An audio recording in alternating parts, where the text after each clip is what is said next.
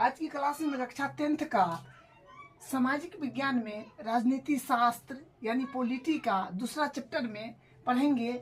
आज का टॉपिक में संघीय व्यवस्था कैसे चलती है। देखिए आज का टॉपिक अपना हो जाएगा संघीय व्यवस्था कैसे चलती है। तो देखिए संघीय व्यवस्था कैसे चलती है इसका पहले हम आम भाषा में डिफिनीशन बताते हैं कि संघीय व्यवस्था क्या होता है, अपने शब्दों में समझेंगे। देखिए जीवन में दो चीजें होती है। देखिए एक होता है थ्योरेटिकल, एक होता है प्रेडिकल। तो एक होता है प्रेडिकली और एक होता है थ्योरेटिकली। ठीक है, तो जीवन में दो बात होती है, एक होता है प्रेडिकली, एक होता है थ्योरेटिकली।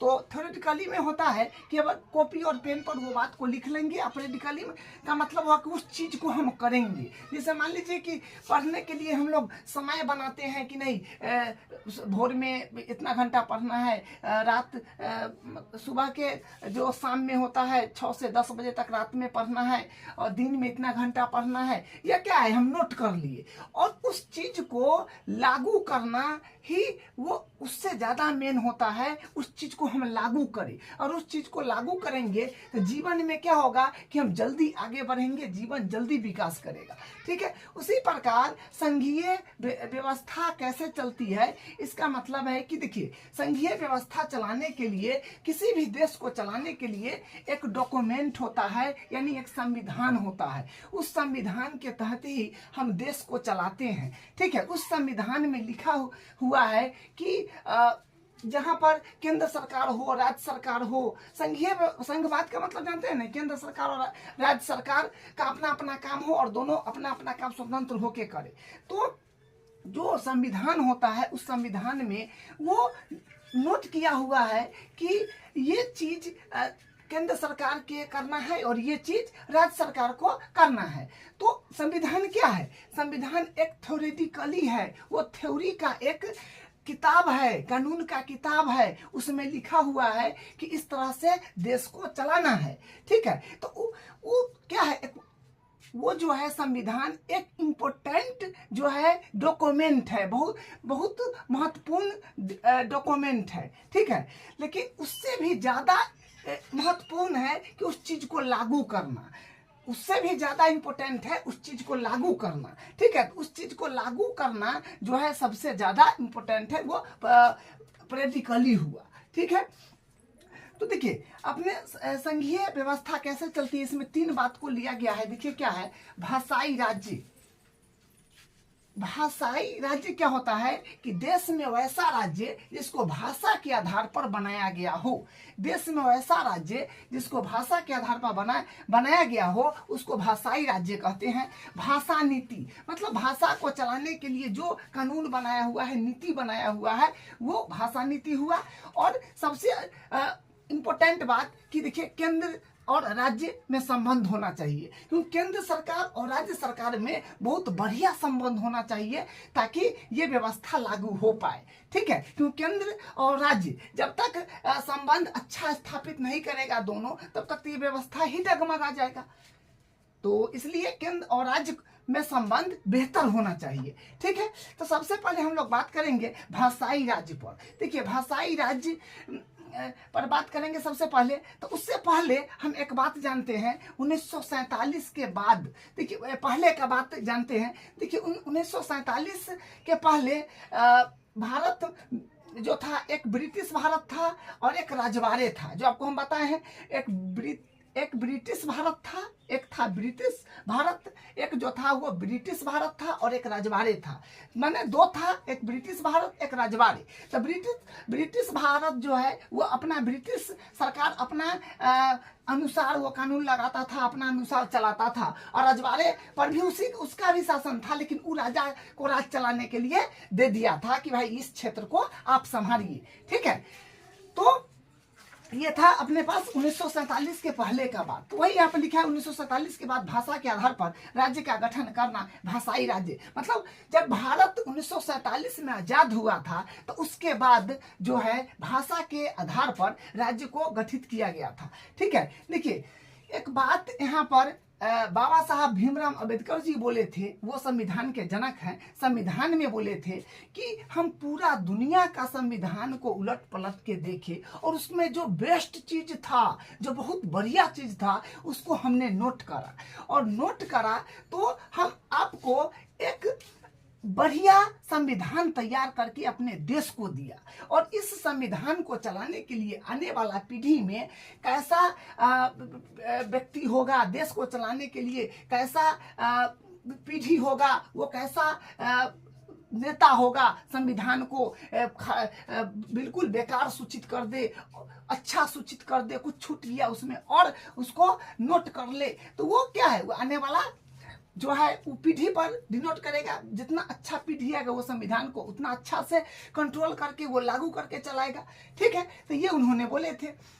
लेकिन देखिए 1947 में तो भारत आजाद हो गया था। उसके बाद भाषा के लिए लोग आंदोलन करना शुरू कर दिए कि भाई हम इस क्षेत्र में हैं, हम इस राज्य में हैं, हम ये भाषा बोलते हैं, हमको राज्य अलग बना देना चाहिए। वो बोलता था कि नहीं, हमारा राज्य अलग बना देना चाहिए। तो यहाँ पर तो थोड़ा समस्या है कि अगर मान ली कि सबको भाषा के आधार पर ही बट चल जाए तो समस्या है।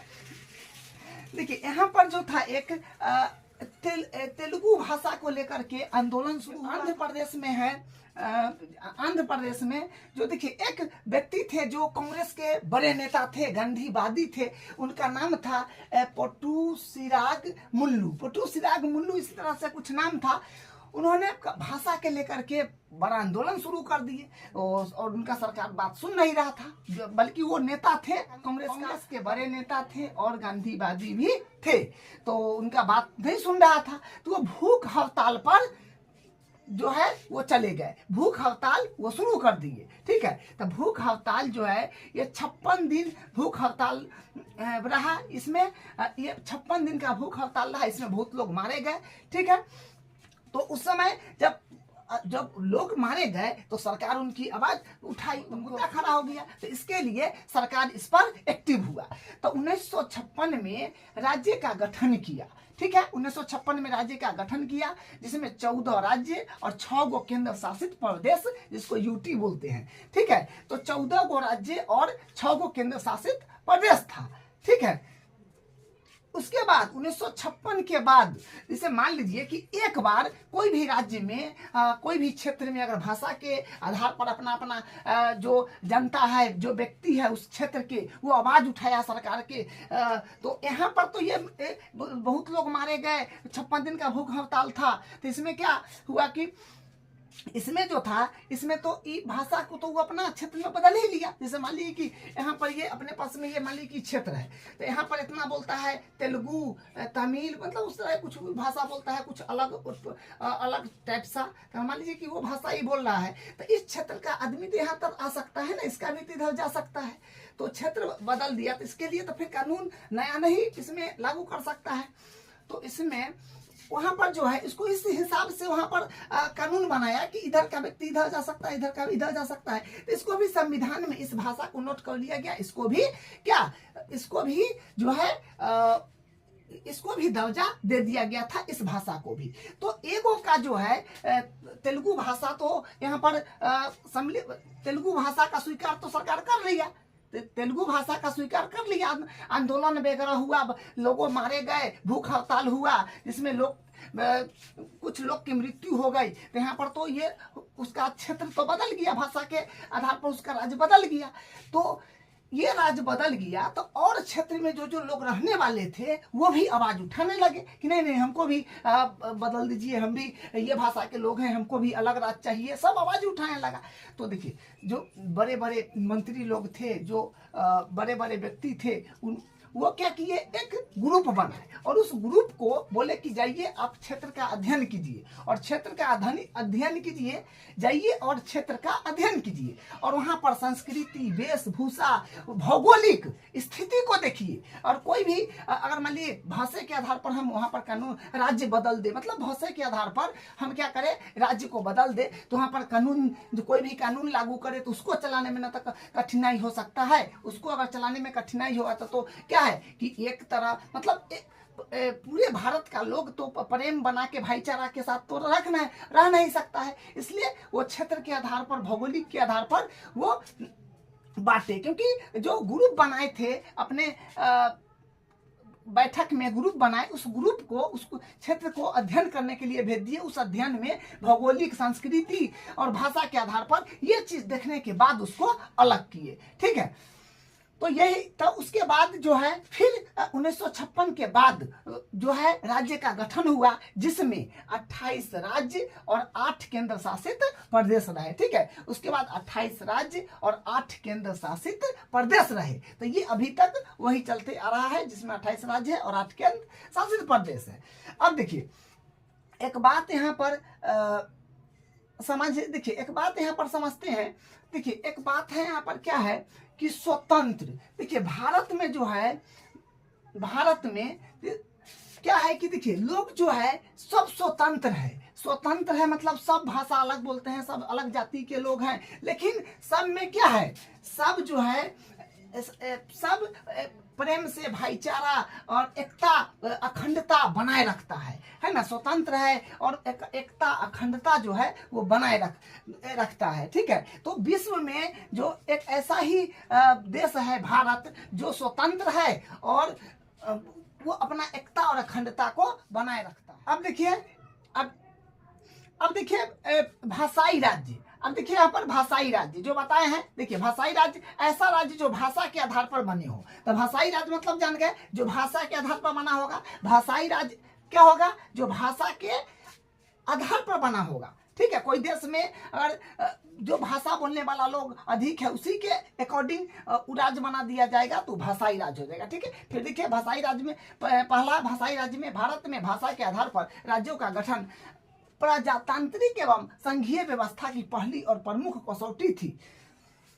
पहली और प्रमुख कसौटी थी मतलब इसमें क्या था कि भाषाई राज्य में कि भारत में भाषा के आधार पर राज्यों का गठन प्रजातांत्रिक एवं संघीय व्यवस्था की पहली और प्रमुख कसौटी थी। दूसरा में था कि भाषाई विभाजन एक ही राज्य में रहने वाले और एक ही भाषा बोलने वाले लोगों को सुरक्षित करने के लिए किया गया था। यहाँ पर क्या था कि भाषाई विभाजन एक ही राज्यों में रहने वाली और एक भाषा बोलने वाले लोगों को सुरक्षित करने के लिए किया गया था। ठीक है, देखिए भाषा नीति। देखिए भाषा नीति मतलब ये था ना अपना, यहाँ पर ये क्या है, भाषा नीति। तो भाषा नीति यानी भाषा नीति। देखिए अपने संविधान में 22 भाषा को सम्मिलित किया गया है, जिसमें इंग्लिश को सम्मिलित नहीं किया गया, इंग्लिश छोड़ के।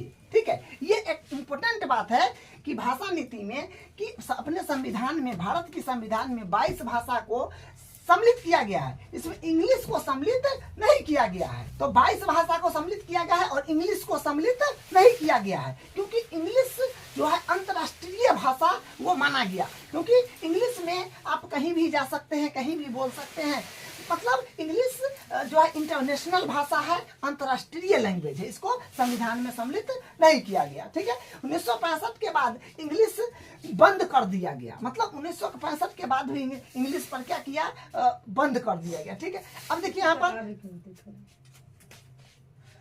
पर देखिए हमारे संविधान में किसी एक भाषा को राज्य भाषा का दर्जा नहीं दिया गया है। क्या है कि हमारे संविधान में किसी एक भाषा को राज्य भाषा का दर्जा नहीं दिया गया है।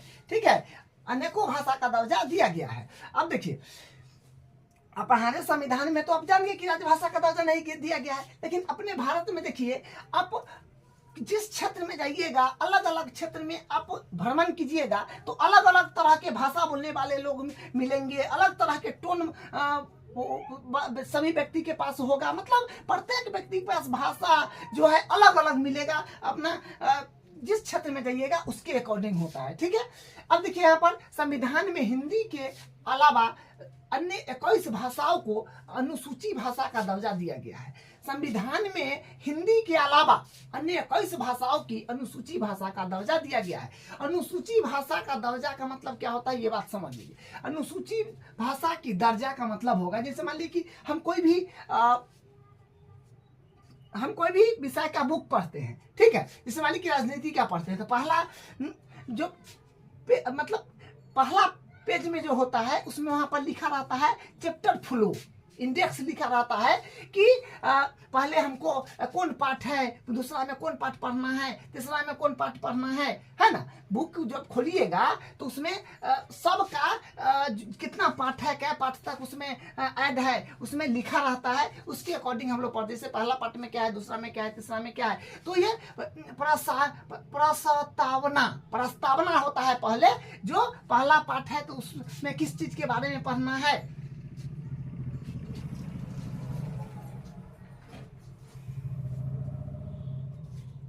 तो पहला पाठ है तो उसमें किस चीज के बारे में पढ़ना है। सेम उसी प्रकार जैसे यहाँ पर संविधान में भी प्रस्तावना है कि हम सभी भारत के लोग, ऐसे करके संविधान में पढ़िएगा तो देखने को मिलेगा। ठीक है, तो यहाँ पर उसमें फिर भाग बना हुआ है। जैसे अपना चैप्टर 2 है या चैप्टर 1 है, ठीक है, 1 या 2, तो उसमें क्या है, चैप्टर है जैसे संघवाद है, तो संघवाद में फिर भाग बना हुआ है कि जैसे हम लेक्चर वाइज पढ़ाते हैं ना कि आज ये हो गया, आज ये लेक्चर होगा, आज ये मतलब ये टॉपिक होगा, फिर ये टॉपिक होगा, फिर ये टॉपिक होगा, टॉपिक वाइज करके हम लोग खत्म कर लें। तो उसी प्रकार भाग है, पार्ट्स बना हुआ है। उसके बाद ये सभी पार्ट्स को, सभी भाग को अनुच्छेद आर्टिकल में बांटा गया है। ठीक है, सभी को आर्टिकल में बांटा गया है। और जो कि दूसरा होगा, तीसरा हो गया आपका अनुसूची हो गया। और ये अनुसूची सबको बोला जाएगा, सब अनुच्छेद को अनुसूची में डाला गया है। ठीक है, सभी अनुच्छेद को, सभी आर्टिकल को अनुसूची में डाला गया है,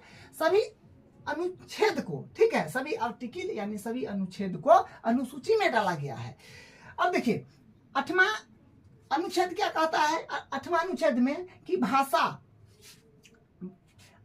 अनुसूची 8 में 22 भाषाओं के वर्णन किया गया है। ठीक है, अनुसूची 8 जो है उसमें 22 भाषाओं का वर्णन किया गया है। ठीक है, अब भारत के संविधान में अनुसूची 8 में क्या है कि 22 भाषाओं का वर्णन किया गया है। उसके बाद देखिए दूसरा, राष्ट्रीय भाषा का दर्जा नहीं है। हाँ, कोई भी राष्ट्रीय भाषा यहाँ पर इंटरनेशनल जो है मेन होना चाहिए, वो नहीं दिया गया है। राष्ट्रीय भाषा का दर्जा यहाँ पर नहीं दिया गया है। ठीक है, भारत के संविधान में राष्ट्रीय भाषा का दर्जा नहीं दिया गया है। अब देखिए ये पॉइंट, हमारा संविधान किसी भी भाषा को राष्ट्रीय भाषा का दर्जा प्रदान नहीं करता है। सही बात है, किसी भी भाषा को इंटरनेशनल नहीं माना गया है।